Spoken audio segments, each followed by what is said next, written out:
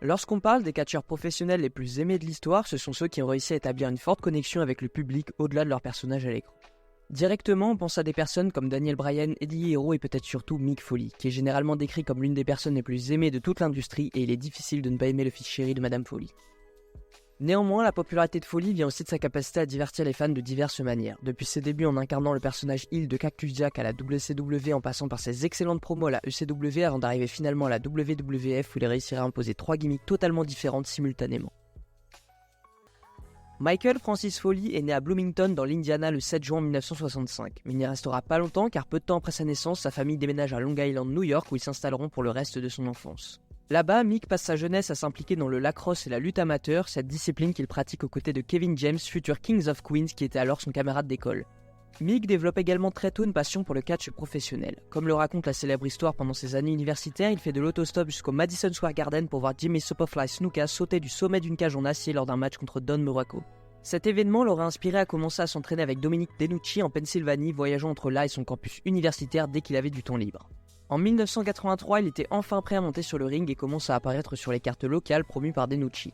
Grâce à ça, il a également l'occasion de faire quelques apparitions à la WWE en tant que talent de renforcement. Et c'est lors de l'un de ces matchs que le Dynamite Kid lui casse la mâchoire, l'empêchant de manger des aliments solides pendant des semaines. Et ça ne décourage évidemment pas le jeune Foley qui continue de se faire un nom en travaillant sur le circuit indépendant, apparaissant pour l'Universal Wrestling Federation et la Continental Wrestling Association au cours des 5 années suivantes en développant son personnage de Cactus Jack.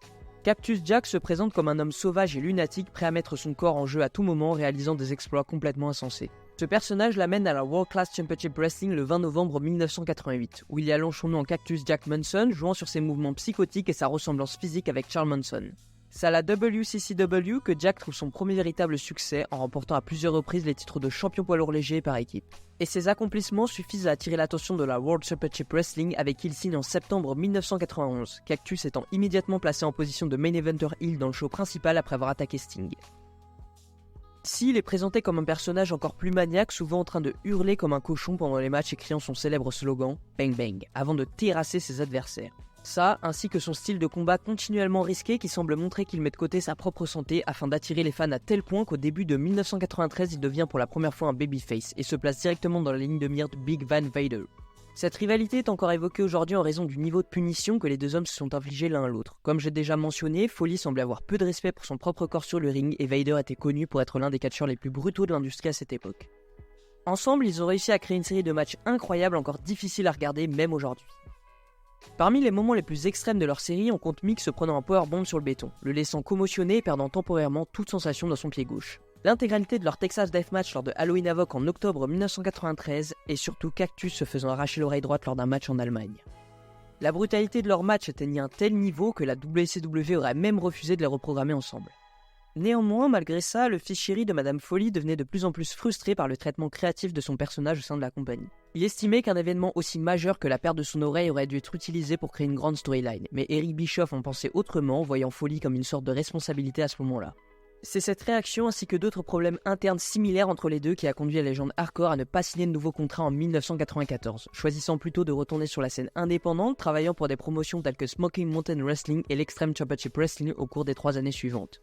C'était un pari évidemment risqué car Mick et sa femme Colette venaient d'avoir leur deuxième enfant Noël l'année précédente et abandonner un si gros contrat pouvait sembler insensé pour d'autres.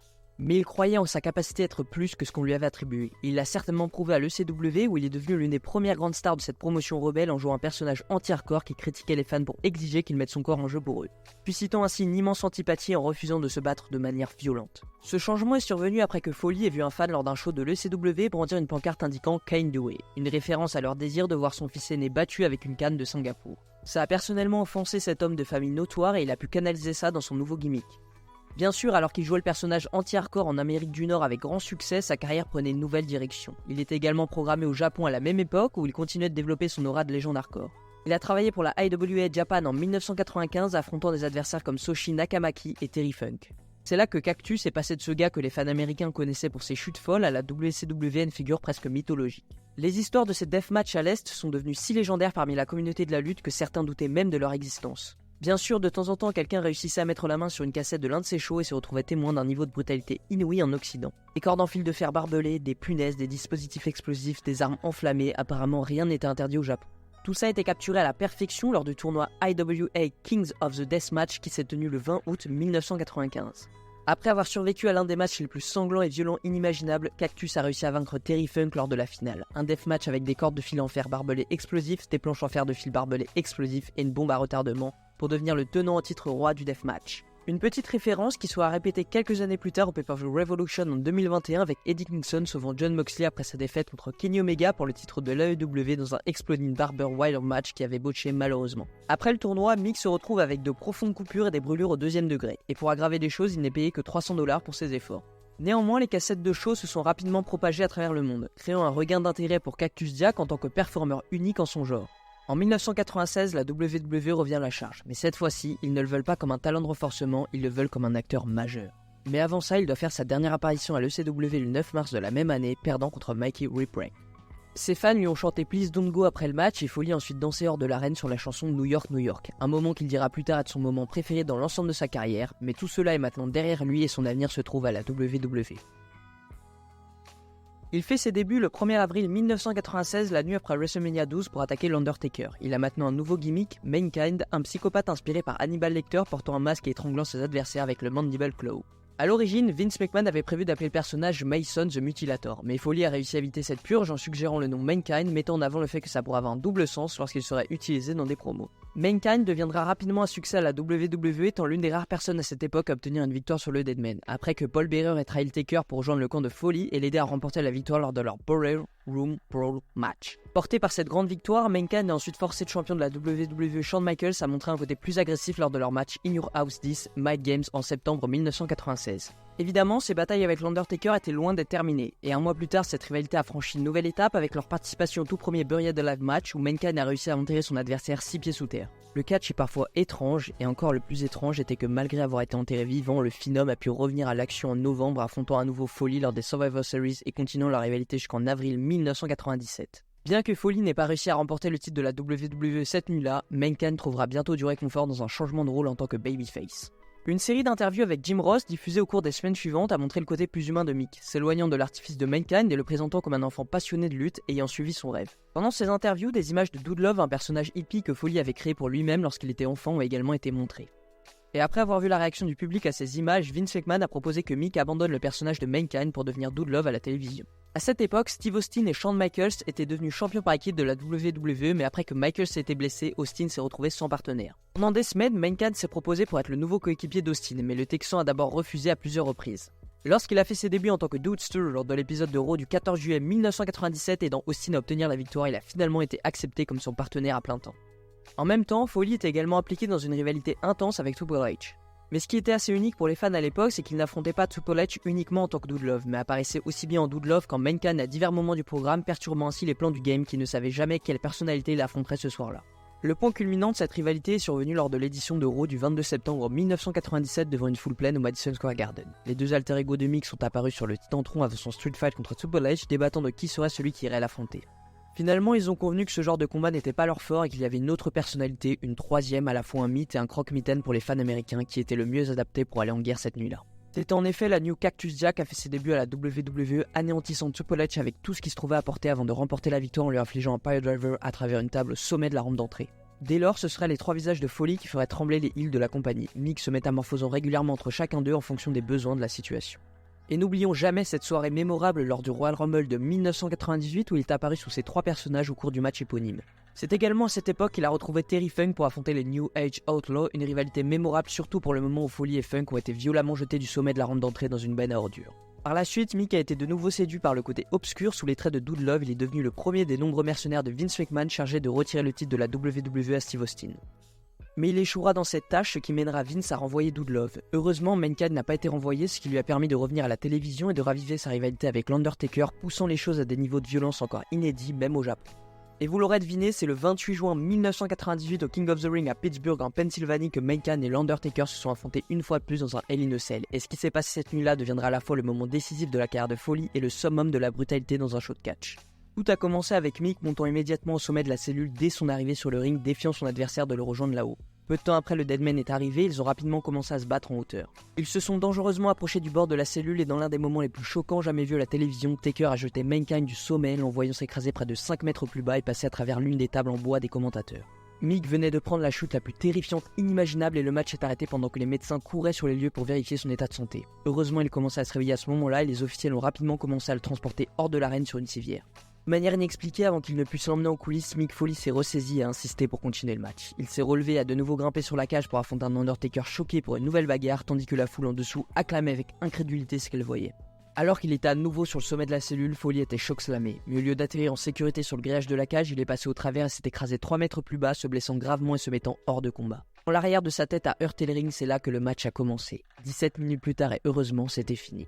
Foley avait peut-être perdu le combat, mais il avait conquis les fans grâce à sa performance cette nuit-là, recevant même une ovation alors qu'il parvenait étonnamment à sortir de l'arène sur ses 2 pieds après avoir subi une telle brutalité. Pendant le match, Mick a subi une commotion cérébrale sévère, une mâchoire disloquée, plusieurs côtes meurtries, une épaule démise, des saignements internes, des plaies perforantes dans le dos et les bras, et de manière la plus macabre, une dent enfoncée à travers le palais de sa bouche jusqu'à son nez. Malgré les séquelles, ce moment a sans aucun doute défini la carrière de Foley, le transformant à jamais en icône. Après Hell in a Cell, il a pris les choses relativement plus tranquillement pour le reste de l'année. Le personnage de Mankind adoptant désormais une tonalité plus comique alors qu'il introduisait au monde Mr. Soko, une marionnette qu'il plaçait sur sa main avant d'appliquer le Mandible Claw sur ses adversaires. En 1999, tous ses sacrifices ont été récompensés lorsqu'il est devenu le champion de la WWE lors de l'épisode du 4 janvier de Raw, battant The Rock devant probablement la réaction la plus bruyante jamais entendue lors d'un show de catch. C'était un moment réconfortant qui pouvait rivaliser avec Rocky, et après le match, Mick a même saisi l'occasion pour dédier sa victoire à ses enfants qui regardaient à la maison. À ce stade, les fans ne criaient pas pour Mankind, ils n'étaient pas là pour voir Dude Love et ils ne brandissaient pas de pancarte pour Cactus Jack. Non, ils étaient là pour Mick Foley, l'homme derrière le masque qui avait trouvé une place dans leur cœur qui restait intacte, même pour quelqu'un comme Steve Austin. Néanmoins, malgré les niveaux de maltraitance que son corps avait subi l'année précédente, Mick avait encore un combat incroyablement violent en lui. Au Royal Rumble de 1999, il affronta The Rock dans un match I Quit qu'il perdit après avoir reçu 11 sévères coups de chaise non protégés à la tête.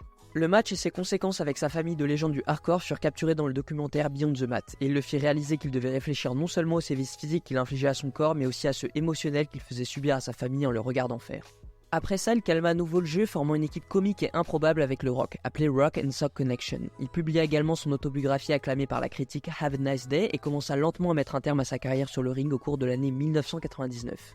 À la fin de cette année-là, il était prêt à se retirer définitivement de la compétition sur le ring, une décision hâtée après avoir commencé à se plaindre de problèmes de mémoire récurrents. Mais avant d'y mettre un terme, il eut une dernière rivalité avec Triple H, affrontant ce dernier dans 2 matchs classiques consécutifs au Royal Rumble 2000 et au pay-per-view No Way Out, dans des Street Fight et Hell in a Cell respectivement. Leur Street Fight au Royal Rumble était sans doute le meilleur match de l'entièreté de l'Attitude Era. Et peut-être réalisant qu'il valait mieux partir sur une note positive, la revanche dans le Hell in a Cell en février devait initialement être le dernier combat de Foley. Malgré ça, il fut tenté une dernière fois lorsqu'on lui offrit une place dans le main event de WrestleMania 1 mois plus tard, quelque chose qui lui avait échappé toute sa carrière. Après ça, c'était vraiment fini pour un moment, et au cours de l'année suivante, il prit un rôle à l'écran en tant que commissionnaire de la WWE, souvent agissant comme un visage populaire face à des figures comme The Game et Kurt Angle. À ce stade, les blessures de Mick l'avaient rattrapé depuis longtemps, et les commotions cérébrales répétées l'avaient laissé, selon ses propres mots, se sentir comme s'il marchait en permanence sur l'eau. Il pouvait à peine marcher à certains moments et aurait prétendu être incapable de se pencher pour enfiler ses propres chaussettes. Il semblait donc logique pour lui de prendre sa retraite et de devenir auteur à plein temps, faisant des apparitions occasionnelles en tant que légende si nécessaire. Et comme beaucoup de lutteurs l'ont admis, une fois que le virus vous attrape, il est presque impossible de s'en débarrasser. Et Foley a continué à revenir occasionnellement dans le monde de la lutte au cours des années suivantes, avec des degrés de succès divers à chaque fois. Il a eu un fantastique match hardcore avec Randy Orton lors de Backlash le 18 avril 2004, ainsi qu'un autre excellent avec Edge à WrestleMania 22 où il a été mémorablement empalé à travers une table enflammée. Et la plupart du temps, ses retours sur le ring étaient décevants car il était clair qu'il était trop abîmé pour faire beaucoup des choses qu'il faisait autrefois. Malgré ça, Foley a continué à lutter et a rejoint la TNA en 2008. Cette période a été marquée par sa victoire pour le titre mondial de la promotion à Lockdown 2009. Et après plusieurs rivalités peu mémorables au cours des années suivantes, il a disputé son dernier match avec la compagnie contre Ric Flair qui lui aussi avait fait son temps. Il est ensuite retourné à la WWE en tant que présence occasionnelle à l'écran et ambassadeur de la compagnie. Il a fait une brève apparition dans le Royal Rumble 2012 qui s'avérait être sa dernière participation sur un ring de la WWE. Techniquement, le dernier match de Mick a eu lieu de manière peu impressionnante dans la promotion indépendante Omega des frères Matt et Jeff Hardy, où le 28 février 2015 lors de leur show Night of a Champion, Foley a battu le lutteur indépendant Mikey Gambino. Foley est revenu à la WWE en 2016 où il est devenu le manager général de Raw à l'écran, prouvant qu'il pouvait toujours être un atout précieux pour l'entreprise. Aujourd'hui, néanmoins, il passe la majorité de son temps loin du catch, continuant à documenter sa vie dans une série de biographies et écrivant des livres pour enfants, et il peut également maintenant passer plus de temps avec sa famille. Mick et sa femme sont toujours ensemble après toutes ces années et leurs 4 enfants ont tous réussi dans leur propre domaine, notamment leur fils Dewey qui travaille maintenant comme membre de l'équipe créative de la WWE. En définitive, si quelqu'un mérite une retraite heureuse, c'est bien Mick Foley. Il est rare que quelqu'un établisse une connexion personnelle avec les fans de la manière dont il a fait, et peu de lutteurs ont réussi à laisser un tel héritage derrière eux. Alors jusqu'à la prochaine fois, je vous laisse avec les mots de l'homme lui-même. Have a nice day.